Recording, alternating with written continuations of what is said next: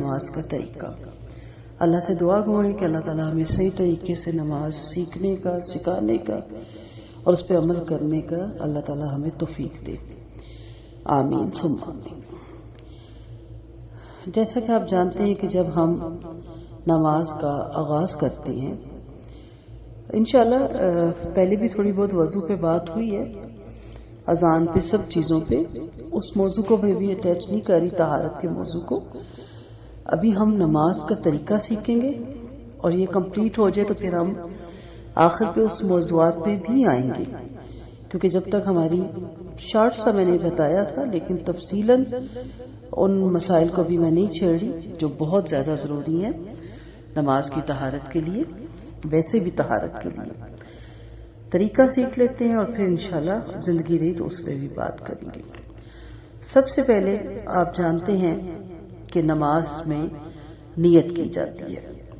اب یہ نیت کیسے کرنی ہے؟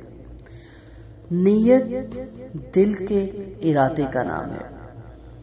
زبان سے الفاظ ادا کرنا حدیث سے ثابت ہے.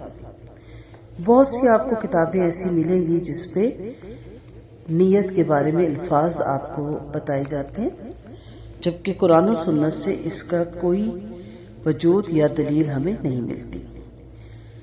نبی کریم صلی اللہ علیہ وسلم فرماتے ہیں انما الاعمال بالنیات، عملوں کا دار و مدار نیت پر ہے.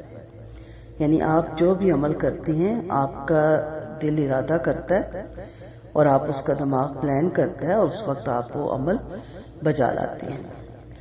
اسی طرح نماز بھی آپ کا دل ارادہ کرتا ہے کہ اذان ہو گئی ہے ظہر یا عصر کی، اور دماغ پلان کرتا ہے کہ اٹھو اور وضو کرو اور پھر آپ نماز پڑھتے ہیں، اور آپ کو پتا ہوتا ہے یہ ظہر کا وقت ہے یا یہ عصر کا وقت ہے. اس لیے ضروری ہے کہ ہم اپنے تمام جائز اعمال میں سب سے پہلے خلوص سے نیت کر لیا کریں، کیونکہ جیسی نیت ہوگی ویسا ہی پھل ملے گا. سیدنا ابو ہریرہ رضی اللہ عنہ سے روایت ہے کہ آپ صلی اللہ علیہ وسلم نے فرمایا ایک شہید اللہ کے سامنے قیامت کو لایا جائے گا. اللہ اس سے پوچھے گا کہ تو نے کیا عمل کیا؟ وہ کہے گا کہ میں تیری راہ میں لڑ کر شہید ہوا. اللہ فرمائے گا تو جھوٹا ہے، بلکہ تو اس لیے لڑا کہ تجھے بہادر کہا جائے، اور وہ تجھے کہہ دیا گیا تجھے تیرا صلہ مل گیا، اب مجھ سے کیا چاہتا ہے؟ پھر منہ کے بل گھسیٹ کر اسے آگ میں ڈال دیا جائے گا. اسی طرح ایک عالم جس نے علم شہرت کی نیت سے پڑھا اور پڑھایا تھا، اللہ کے حضور پیش کر کے جہنم میں جھونک دیا جائے گا. پھر ایک شہرت کی غرض سے سخاوت کرنے والا مالدار آئے گا، اس کا بھی یہی حشر ہوگا. سو آپ نماز پڑھیں یا وضو کریں اس سے پہلے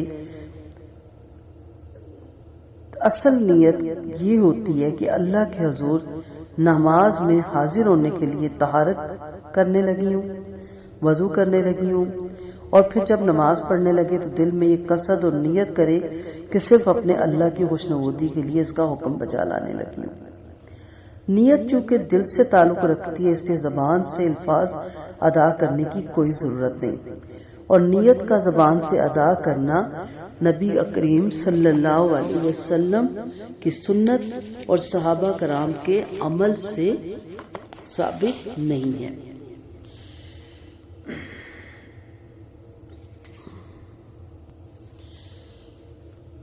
امام ابن تیمیہ رحمۃ اللہ علیہ فرماتے ہیں کہ الفاظ سے نیت کرنا علماء مسلمین میں سے کسی کے نزدیک بھی مشروع نہیں. آپ صلی اللہ علیہ وسلم، آپ کے خلفائے راشدین اور دیگر صحابہ اکرام رضی اللہ عنہ نے، اور نہ ہی اس امت کے سلف اور ائمہ میں سے کسی نے الفاظ سے نیت کی. یعنی اسلاف میں جتنے بھی گزر چکے ہیں اور جو ائمہ اربعہ تھے ان میں بھی کسی نے، امام جو بھی تھے، نیت نہیں کی. عبادت میں مثلا وضو، غسل، نماز، روزہ اور زکوٰۃ وغیرہ میں جو نیت واجب ہے، بلا اتفاق تمام امت مسلمین کے نزدیک اس کی جگہ دل ہی میں ہے. ٹھیک ہے، تو اس کی جو نیت ہوتی ہے اس کا اصل مقام کیا ہوتا ہے؟ وہ دل ہوتا ہے. اپنے دل میں کسی کام کی نیت کرنا اور ضرورت کے وقت کسی کو اپنی نیت سے آگاہ کرنا ایک جائز بات ہے، مگر نماز سے پہلے نیت پڑھنا عقل، نقل اور لغت تینوں کے خلاف ہے۔ عقل کے خلاف اس لیے ہے کہ بے شمار ایسے کام ہیں جنہیں شروع کرتے وقت ہم زبان سے نیت نہیں پڑھتے، کیونکہ ہمارے دل میں انہیں کرنے کی نیت اور ارادہ موجود ہوتا ہے۔ مثلا وضو کرنے لگتے ہیں تو کبھی نہیں پڑھتے وضو کرنے لگا ہوں، یا فلاں نماز کے لیے میں وضو کرنے لگی ہوں۔ تو کیا نماز ہی ایک ایسا کام ہے جس کے آغاز میں اس کی نیت پڑھنا ضروری ہوگی؟ نماز کی نیت تو اسی وقت ہو جاتی ہے جب آدمی اذان سن کر مسجد کی طرف چل پڑتا ہے، اور ایک خاتون اذان سن کر وضو کی طرف چل پڑتی ہے، اور اسی نیت کی وجہ سے اسے ہر قدم پر نیکیاں ملتی ہیں۔ لہذا نماز شروع کرتے وقت جو کچھ پڑھا جاتا ہے وہ نیت نہیں، بدعت ہے۔ نقل کے خلاف اس لیے ہے کہ نبی اکرم صلی اللہ علیہ وسلم اور صحابہ کرام باقاعدگی کے ساتھ نمازیں پڑھا کرتے تھے، اور اگر اپنی نمازوں سے پہلے نیت پڑھنا چاہتے تو ایسا کر سکتے تھے، ان کے لیے کوئی رکاوٹ نہیں تھی۔ لیکن ان میں سے کبھی بھی کسی نے نماز سے پہلے جو الفاظ ہمیں ہماری کتابوں میں ملتے ہیں نہیں ادا کیے۔ اس کے برعکس وہ ہمیشہ اپنی نمازوں کے آغاز میں تکبیر تحریمہ اللہ اکبر کہتے ہوئے نظر آئے۔ تو ثابت ہوا کہ نماز سے پہلے نیت نہ پڑھنا سنت ہے۔ نیت کرنا ضروری ہے لیکن نیت نہ پڑھنا سنت ہے۔ لغت کے اس لیے خلاف ہے کہ نیت عربی زبان کا لفظ ہے۔ عربی میں اس کا معنی ہے ارادہ، اور ارادہ دل سے کیا جاتا ہے، زبان سے نہیں۔ بالکل اسی طرح جیسے دیکھا آنکھ سے جاتا ہے، پاؤں سے نہیں۔ دوسرے لفظوں میں نیت دل سے کی جاتی ہے، زبان سے نہیں پڑھی جاتی۔ اب بعض لوگ روزہ رکھنے کی دعا، حج کے تلبیہ اور نکاح میں ایجاب و قبول سے نماز والی مروجہ نیت ثابت کرنے کی کوشش کرتے ہیں، یعنی اگر اس میں ہے تو یہ بھی ہے۔ عرض یہ ہے کہ روزہ رکھنے کی دعا والی حدیث بھی ضعیف ہے، لہذا اسے حجت نہیں اب بنا سکتے۔ حج کا تلبیہ صحیح حدیثوں سے ثابت ہے، وہ نبی کریم صلی اللہ علیہ وسلم کی پیروی میں کہنا ضروری ہے، اور اس کی حیثیت نماز کی تکبیر تحریمہ جیسی ہے۔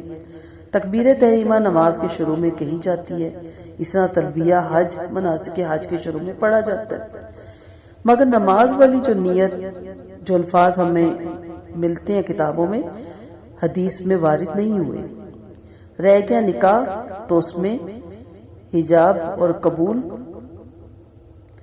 کا مسئلہ، چونکہ نکاح کا تعلق حقوق العباد سے بھی ہے، اور حقوق العباد میں محض نیت سے نہیں بلکہ اقرار، تحریر اور گواہی سے معاملات طے پاتے ہیں، جبکہ نماز میں تو بندہ اپنے رب کے حضور کھڑا ہوتا ہے جو تمام نیتیں خوب جاننے والا ہے، پھر وہاں نیت پڑھنے کا کیا عمل رہ جاتا ہے۔ لہٰذا اہل اسلام سے گزارش ہے کہ وہ اس بدعت سے نجات پائیں اور سنت کے مطابق نماز شروع کر کے حب رسول صلی اللہ علیہ وسلم کا ثبوت دیں۔ جی تو آگے چلتے ہیں۔ آپ نے نیت کی اور آپ نے اللہ اکبر کہہ کے تکبیر تحریمہ کہہ کے نماز کی ابتدا کرنی ہے۔ صفے درست کروانا اور امامت کہنا یہ مسجد میں لازمی ہوتا ہے۔ آپ بھی اگر جماعت گھر میں کرا رہی ہیں بچیوں کے ساتھ، خود بہنوں کے ساتھ، یا کسی ایسے موقع پہ، تو صفے ضرور درست کروائیں اور اقامت کہنے کی بھی عادت ڈالیں۔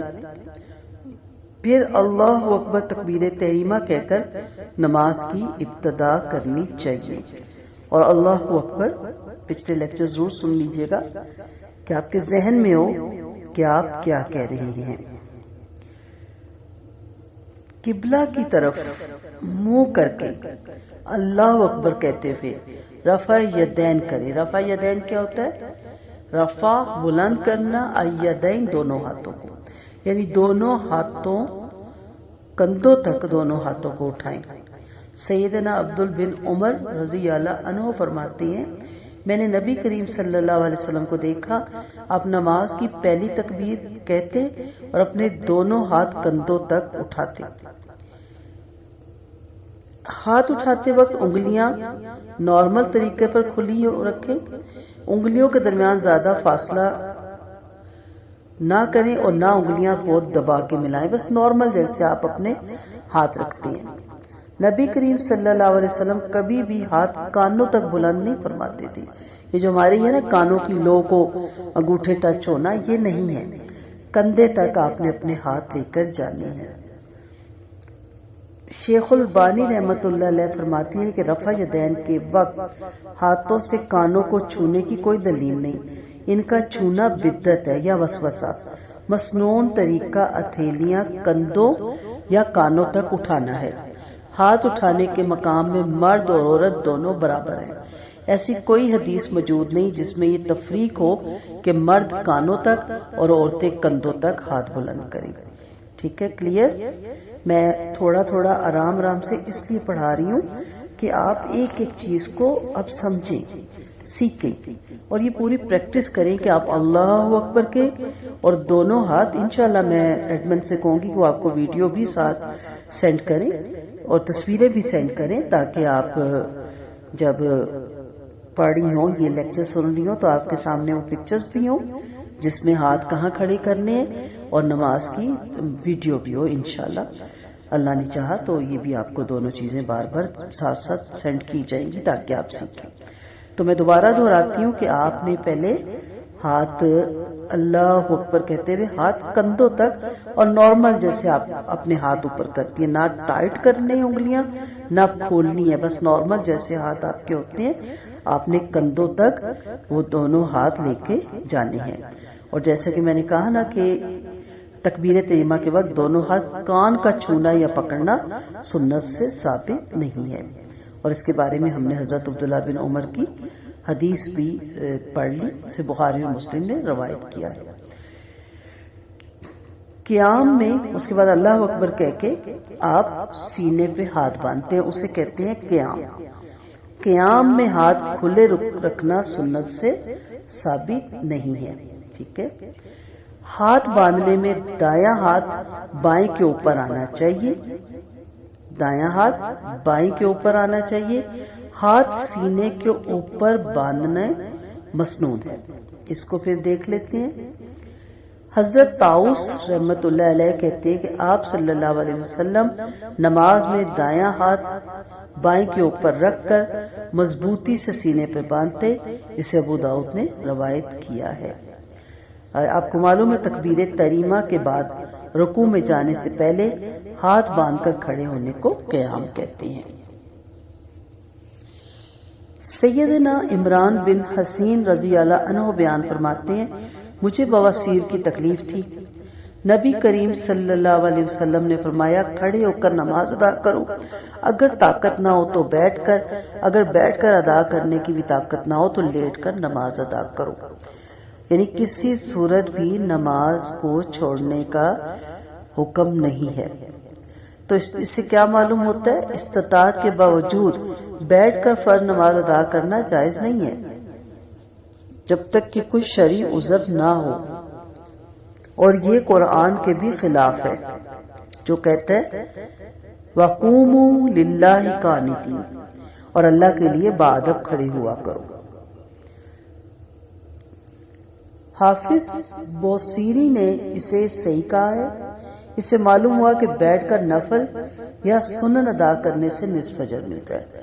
بلا وجہ کہ میں تھک گئی ہوں یا بیٹھ کے پڑھے جا سکتے ہیں لیکن اجر آپ کو 100 نمبر ملنے تھے کسی پیپر میں اور 50 ملے تو بڑا فرق ہے نا. تو دنیا کے پیپرز میں تو ہم 1 نمبر کے بھی فرق سے بڑے وریڈ ہوتے ہیں، تو یہ تو آخرت کا پیپر ہے. اللہ آپ سب کو اور مجھے توفیق دے کہ ہم مرتے دم تک کھڑے ہو کر نماز ادا کر سکے. اللہ ہمیں ہر اس بیماری سے محفوظ رکھے جو ہماری نماز میں رکاوٹ بنتی ہے. جب نبی کریم صلی اللہ علیہ وسلم کی عمر زیادہ ہو گئی تھی اور جسم بھاری ہو گیا تھا، کیونکہ کچھ لوگ اس چیز کو دلیل بنا کے کہتے ہیں کہ بیٹھ کے نماز پڑھی جا سکتی ہے بلا عذر، تو آپ نے جائے نماز کے قریب ایک ستون تیار کروایا جس پر آپ نماز کے دوران ٹیک لگاتے تھے تاکہ میں پھر بھی کھڑا رہوں. ٹھیک ہے، آپ نے بیٹھ کر نماز پڑھنے کے بجائے ستون کے سہارے کھڑے ہونے کو ترجیح دی. اس سے معلوم ہوا کہ کوئی عذر ہو تو کسی چیز کا سہارا لے کر قیام کیا جا سکتا ہے، خواہ فرض نماز ہو یا نفل نماز ہو. نبی کریم صلی اللہ علیہ وسلم رات کا بڑا حصہ کھڑے ہو کر نفل ادا کرتے اور کبھی بیٹھ کر. جب قرات کھڑے ہو کر فرماتے تو رکوع بھی کھڑے ہو کر کرتے، اور جب بیٹھ کر قرات فرماتے تو اسی حالت میں رکوع بھی کرتے۔ یعنی یہ بھی عمل آپ صلی اللہ علیہ وسلم سے ثابت ہے، لیکن ان کے پھر نوافل کا قرات بھی آپ کو پتا ہونی چاہیے کہ کتنی دیر وہ کھڑے ہو کے نفل پڑھتے تھے، جس کی وجہ سے ان کے پاؤں پہ ورم آ جاتے تھے، اور پھر کبھی کبھار بیٹھ کے بھی پڑھ لیتے تھے۔ اور کبھی آپ صلی اللہ علیہ وسلم بیٹھ کر قرات فرماتے جب قرات سے 30 یا 40 آیات باقی ہوتی تو آپ صلی اللہ علیہ وسلم کھڑے ہو کر ان کی تلاوت فرماتے، پھر حالت قیام سے رکوع میں چلے جاتے۔ دوسری رکعت میں بھی آپ صلی اللہ علیہ وسلم کا یہی معمول ہوتا۔ امام ہو یا مفرد اپنے آگے یا منفرد اپنے آگے سترہ رکھ کر نماز ادا کرے گا۔ نبی کریم صلی اللہ علیہ وسلم نے ایسا ہی کرنے کا حکم دیا۔ سترہ دیوار، ستون یا کوئی اور چیز بھی ہو سکتی ہے۔ جماعت کی صورت میں امام مقتدیوں کے لیے سترہ ہوگا، لہذا امام کے سامنے سترے کا ہونا ضروری ہے، اور وہی سترہ مقتدیوں کے لیے بھی کافی ہو جائے گا انشاءاللہ۔ تو میں دوبارہ دہراتی ہوں، آپ نے اللہ اکبر کا، اسے تکبیر تحریمہ کہتے ہیں، اسے تکبیر اولا بھی کہتے ہیں، کیونکہ یہ نماز کی سب سے پہلی تکبیر ہے اور اس سے نماز شروع ہو جاتی ہے، اور اسے تکبیر تحریمہ بھی کہتے ہیں کیونکہ اس کے ساتھ ہی بہت سی چیزیں نمازی پر حرام ہو جاتی ہے، حرمت کرنے والی، ٹھیک ہے۔ اور اس کے بعد آپ نے سینے پہ ہاتھ باندھا، اور سینے پہ ہاتھ باندھنے کی ہم نے ساری چیزیں دیکھی، سمجھی، اور کہاں تک ہاتھ اٹھانا ہے، کانوں کو نہیں چھونا، یہ ہمیں نہیں ملتا، کندھوں تک لے کر جانا ہے، یہ ساری چیزیں ہمیں ملتی ہیں۔ قبلہ کی جانب منہ کر کے اللہ اکبر کہتے ہوئے رفع یدین کرے، یعنی دونوں ہاتھ کندھوں تک اٹھائے۔ اسے اب آپ نے آغاز کیا اور سینے پر ہاتھ باندھا۔ دایاں ہاتھ بائیں ہاتھ پر رکھ کر سینے پہ باندھ دیں۔ سیدنا حلب تائی رضی اللہ عنہا فرماتے کہ میں نے رسول اللہ صلی اللہ علیہ وسلم کو میں نے رسول اللہ علیہ وسلم کو سینے پر ہاتھ رکھے ہوئے دیکھا۔ سیدنا وائل بن اجر رضی اللہ عنہ رسول اللہ علیہ وسلم کی نماز کا طریقہ بیان کرتے ہوئے فرماتے ہیں کہ آپ نے دایاں ہاتھ بائیں ہاتھ کی ہتھیلی کی پشت، اس کے جوڑ اور کلائی پہ رکھا۔ یہ بھی تصویر آپ کو سینڈ کروں گی۔ ہمیں بھی دایاں ہاتھ بائیں ہاتھ پر اس طرح رکھنا چاہیے کہ دائیں ہاتھ بائیں ہاتھ کی ہتھیلی کی پشت، جوڑ اور کلائی پر آ جائے، اور دونوں کو سینے پر باندھا جائے تاکہ تمام روایت پر عمل ہو جائے۔ سیدنا سال بن سعد رضی اللہ عنہ سے روایت ہے کہ لوگوں کو رسول اللہ صلی اللہ علیہ وسلم کی طرف سے یہ حکم دیا جاتا، نماز میں دایاں ہاتھ بائیں ذرا یعنی کلائی پر رکھیے۔ رہی سیدنا علی رضی اللہ عنہ کی طرف منسوب یہ روایت کہ یہ سنت ہے کہ ہتھیلی کو ہتھیلی پر زیر ناف رکھا جائے، تو اسے امام بقی اور حافظ ابن حجر رحمۃ اللہ علیہ نے ضعیف قرار دیا ہے، واللہ علم۔ اور امام نووی رحمۃ اللہ علیہ فرماتے ہیں کہ اس کے ضعف پر سب کا اتفاق ہے، یعنی ضعیف حدیث ہے، اس کا راوی مسنگ ہے، اس لیے محتاط علماء اس حدیث کو نہیں لیتے۔ یاد رکھیے گا، عورت اور مردوں کی نماز کے طریقے میں کوئی فرق نہیں ہے۔ آپ صلی اللہ علیہ وسلم نے فرمایا نماز اس طرح پڑھو جس طرح تم مجھے نماز پڑھتے ہوئے دیکھتے ہو، یعنی ہو بہو میرے طریقے کے مطابق سب عورتیں اور سب مرد نماز پڑھیں۔ پھر بعض لوگوں کا اپنی طرف سے یہ حکم لگانا کہ عورتیں سینے پر ہاتھ باندھیں اور مرد زیر ناف، اور عورتیں سجدہ کرتے وقت زمین پر کوئی اور شکل اختیار کریں اور مرد کوئی اور، یہ دین میں مداخلت ہے۔ یاد رکھیے گا کہ تکبیر تحریمہ سے شروع کر کے السلام علیکم ورحمۃ اللہ تک عورتوں اور مردوں کی نماز میں کوئی فرق نہیں، سب کا قیام، رکوع، قومہ، سجدہ، جلسہ، قعدہ، ہر مقام پر پڑھنے کی دعائیں یکساں ہیں۔ نبی کریم صلی اللہ علیہ وسلم نے مرد اور عورت کی نماز کے طریقے میں کوئی فرق نہیں بتایا، اس لیے وہ تمام چیزیں ضعیف ہیں اور خود سے من گھڑت ہیں جس میں یہ کہا جاتا ہے کہ عورت کی نماز مرد سے مختلف ہے۔ آج کے لیے اتنا کافی ہے، اس کی آپ پریکٹس کریں انشاءاللہ۔ کل پھر تکبیر تحریمہ کے بعد سینے پہ ہاتھ باندھنے کے بعد جو ہم نے پڑھنا ہے، جو سنت سے ثابت ہے، اس پہ زندگی رہی تو ہم بات کریں گے۔ دعاؤں میں یاد رکھیے گا۔ دعاؤں کی طالب رخسانہ اعجاز۔ السلام علیکم ورحمۃ اللہ وبرکاتہ۔